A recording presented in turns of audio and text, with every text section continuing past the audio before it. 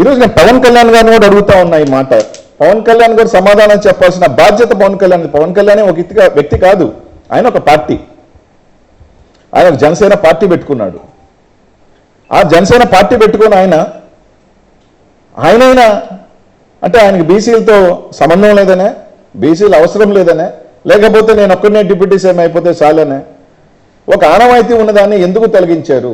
సరే, మా పాలసీ 5 మందికి ఇవ్వాలని, అన్ని వర్గాలకి ఇవ్వాలని. మీ పాలసీ గతంలో ఇద్దరికి ఉండింది కదా. కాపు సోదరులకు ఇచ్చారు, సంతోషమే, స్వాగతిస్తున్నాం. వాళ్ళు కూడా గతంలో అంతకన్నా పెద్ద పదవి ఎప్పుడు చూడలేదు, వాళ్ళకి ఇచ్చారు. మాకున్నదాన్ని ఎందుకు తీసేశారు? పవన్ కళ్యాణ్ గారు ఎందుకు దీని మీద మాట్లాడట్లేదు? పవన్ కళ్యాణ్ గారికి బాధ్యత లేదా? ఏమన్నా అంటే కొంతమంది ఎప్పుడో చూశాను, అనిల్ కుమార్ యాదవ్ దీని కులాలు రాజకీయాలు తీసుకొస్తున్నారని. మేము తీసుకొచ్చేది ఏంది? మొన్న అసెంబ్లీలో బీసీలకి అది ఇది మాట్లాడింది మీరు కాదా? మీరు కాదా అని అడుగుతా ఉన్నా.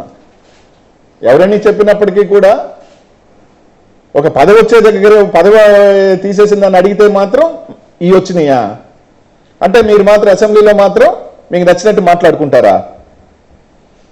ఏం న్యాయం అడుగుతా ఉన్నా. పవన్ కళ్యాణ్ గారిని అడుగుతున్నా, ఏం మీ పార్టీ దీనికి వ్యతిరేకమా? మీ పార్టీ సిద్ధాంతం దీనికి వ్యతిరేకమా? లేకపోతే నీకు ఇచ్చారు కాబట్టి ఇంకొకరు ఉండకూడదు అనేది మీ ఆలోచన విధానం? ఏదో ఒకటి చెప్పండి. ఎస్, మేము పవన్ కళ్యాణ్కి ఇచ్చుకున్నాం కాబట్టి ఇంకో బీసీ సమకూలంగా ఉండకూడదు అని మేము ఇవ్వలేదు. లేదు అంటే ఒక బీసీకి ఉప ముఖ్యమంత్రి ఇస్తే పవన్ కళ్యాణ్ లాగా ఆయనకి స్పెషల్ ఫ్లైట్లు వేయాలి, ఆయనకి వెళ్తే చాపర్లు వేయాలి, ఆయనకు కూడా అంతమంది సెక్యూరిటీ ఇవ్వాలి. ఎందుకంటే హోదా ఒకటే కదా. ఇప్పుడు పవన్ కళ్యాణ్ డిప్యూటీ సీఎం చేసినప్పుడు ఇంకొక బీసీని డిప్యూటీ సీఎం చేసినట్టు అప్పుడు పవన్ కళ్యాణ్ గారు స్పెషల్ ఫ్లైట్లు, స్పెషల్ చాపర్లు, స్పెషల్ మీటింగ్స్ అదే విధంగా ఈయన కూడా ఇవ్వాలి కదా.